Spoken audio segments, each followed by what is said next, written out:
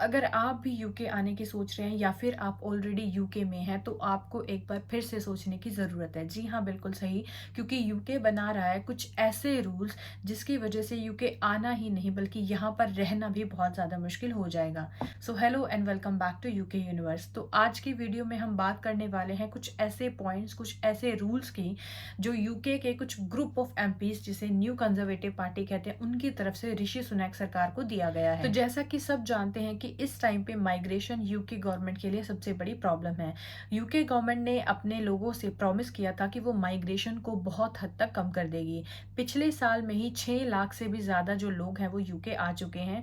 तो इसीलिए जो यूके गवर्नमेंट है वो माइग्रेशन को लेकर के बहुत ज़्यादा स्ट्रिक्ट है। तो उसी माइग्रेशन को कम करने के लिए यूके गवर्नमेंट को कंजर्वेटिव पार्टी की तरफ से एक 12 पॉइंट प्लान सिस्टम जो है वो दिया गया है। तो क्या वो पॉइंट्स हैं या कैसे वो आप सबको अफेक्ट करेंगे, इसके लिए आपको इस वीडियो को देखना बहुत ज़रूरी है। तो वीडियो को स्किप मत करें, एंड तक देखें ताकि आप समझ पाएँ कि क्या इसके बाद आपको यूके आना चाहिए।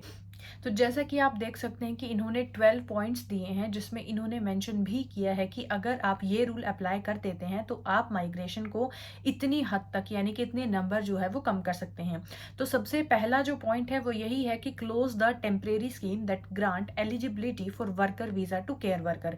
इस टाइम पे यूके के अंदर केयर वर्कर ही एक ऐसा सेक्टर था, केयर होम में जो बच्चे हैं वो सबसे ज़्यादा स्पॉन्सरशिप ले रहे थे क्योंकि वहाँ पर जो रिस्ट्रिक्शन थे वो बहुत ही मामूली यानी कि बहुत ही इजीली आप केयर वर्कर वीज़ा को ले सकते थे।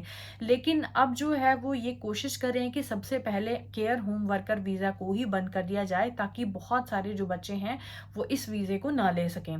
नेक्स्ट जो है वो यही है कि raise the main skilled work salary threshold to 38,000 per annum. जब आप स्पॉन्सरशिप लेते हैं तो आपकी एक मिनिमम थ्रेशोल्ड सैलरी जो है वो एम्प्लॉयर आपको देता है जो अभी तक 26,000 पाउंड के आसपास है।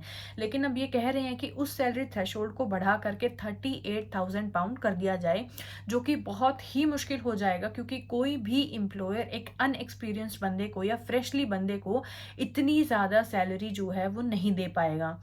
इसके बाद नेक्स्ट पॉइंट है कि extend the closure of student dependent route. जैसा कि हम सब जानते हैं कि जनवरी 2024 से स्टूडेंट जो है वो अपने डिपेंडेंट को अपने साथ नहीं ला सकता। तो ये उसी बात को दोबारा बोल रहे हैं कि अब जो स्टूडेंट चाहे वो रिसर्च बेस पे हो या जैसे भी हो, अब उसको आप एक्सटेंड कर दे यानी कि डिपेंडेंट को यहाँ पर आने ही ना दे। नेक्स्ट है कि close the graduate route so as student staying in the UK after graduation for up to 2 years without a job offer. जैसा कि हम सब जानते हैं कि जब भी आप यूके आकर के स्टडी करते हैं तो आपको 2 साल का पीएसडब्ल्यू दिया जाता है।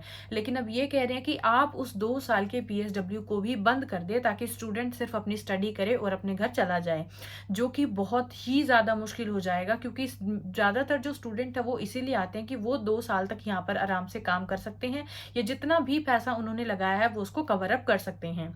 नेक्स्ट जो वो बोल रहे हैं कि जो पुअरेस्ट यूनिवर्सिटीज़ हैं, जो एवरेज स्टूडेंट को लेती हैं, जो एवरेज यूनिवर्सिटीज़ हैं, कि उन्हें भी बंद कर दिया जाए या फिर उनसे वो जो क्राइटेरिया है, जैसे यूनिवर्सिटी की डिमांड्स होती हैं कि हमें आइल्स का इतना बैंड स्कोर चाहिए या आपकी इतनी ज़्यादा परसेंटेज होनी चाहिए, तो सिर्फ जो टॉप यूनिवर्सिटीज़ हैं वही स्टूडेंट्स को जो है वो ले सकती हैं। जो एवरेज यूनिवर्सिटीज़ हैं उनको हटा दिया जाए या फिर उनसे वो क्राइटेरिया छीन लिया जाए, जिसकी वजह से बहुत ज़्यादा मुश्किल हो जाएगा उन स्टूडेंट्स के लिए जो एवरेज हैं, जो टॉप यूनिवर्सिटीज़ में नहीं आ सकते। तो नेक्स्ट पॉइंट जो इन्होंने दिया है वो यही है कि जो लोग ऑलरेडी यूके में वर्कर वीज़ा पर हैं और वो अपनी फैमिली या डिपेंडेंट को बुलाना चाहते हैं तो उसके लिए जो मिनिमम थ्रेशोल्ड सैलरी उन्हें शो करनी पड़ेगी उसको बढ़ा दिया जाए। फिलहाल जो वो सैलरी है वो तकरीबन 18 लाख के आसपास है, लेकिन ये बोल रहे हैं कि अब उस सैलरी को बढ़ा करके 26,000 पाउंड कर दिया जाए और साथ ही जो डिपेंडेंट आने वाला है उसे भी B1 इंटरमीडिएट जो लेवल का टेस्ट है वो देना पड़ेगा। इसके अलावा इन्होंने और बहुत सारे पॉइंट्स जो हैं वो डिस्कस किए हैं, लेकिन जो सबसे ज़्यादा पॉइंट अफेक्ट करने वाला है वो है नेशनल हेल्थ सरचार्ज। यानी कि जब भी आप यूके आते हैं तो आप यूके के अंदर नेशनल हेल्थ सरचार्ज जो है वो वैल्यू एक तकरीबन 800-900 पाउंड जो है वो भर के आते हैं। लेकिन अब ये कह रहे हैं कि उस सरचार्ज को बढ़ा करके 2700 पाउंड कर दिया जाए। 1 साल का जो नेशनल हेल्थ के लिए आप यहाँ पर इंश्योरेंस करा कर आते हैं उसको तकरीबन 3 लाख तक बढ़ा दिया जाए, जो कि बहुत ही ज़्यादा मुश्किल है। तो ऐसे में स्टूडेंट क्यों ही आएगा या फिर जो लोग किसी भी वीज़ा पर आना चाहते हैं वो क्यों ही आएगा जब उन्हें 1 साल के लिए इतना ज़्यादा जो हेल्थ के लिए है वो देना पड़ेगा। तो ये कुछ वो पॉइंट्स हैं जो यूके गवर्नमेंट के सामने रखे गए हैं। अगर यूके गवर्नमेंट इन सब को रूल बना दे तो यहाँ आने वाले और यहाँ पर रहने वालों के लिए बहुत प्रॉब्लम हो जाएगी। हालांकि यूके गवर्नमेंट भी जानती है कि बाहर से आने वाले लोगों का यूके की इकोनॉमी में कितना बड़ा कंट्रीब्यूशन है, तो सबको तो वो नहीं कंसीडर करेगी, लेकिन जैसा कि यूके गवर्नमेंट ने अपनी पब्लिक से प्रॉमिस किया था, तो कुछ चीज़ों के ऊपर वो ज़रूर कोई ना कोई स्ट्रिक्ट एक्शन लेगी। तो अगर आप भी यूके आना चाहते हैं तो एक बार फिर से सोच लें और जल्द से जल्द सितंबर इनटेक के लिए अप्लाई करें, क्योंकि सितंबर इनटेक ही एक ऐसा ऑप्शन है जहां पर कोई भी रूल जो है वो अप्लाई नहीं होगा।